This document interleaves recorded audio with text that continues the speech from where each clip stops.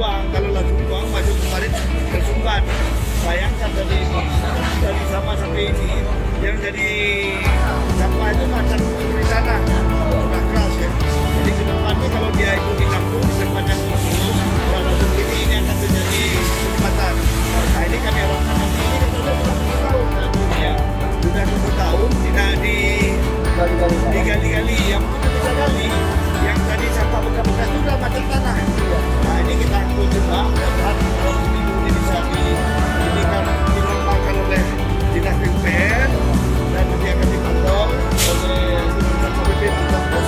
Jangan sampai nanti akan ini lagi. Jadi ke depan kita minta dari yang tinggal sini, pengusaha itu kalau nggak ditampung akan jadi sedimen sampahnya ini, karena kalau memang jadi akan terjadi banjir, air tergenang.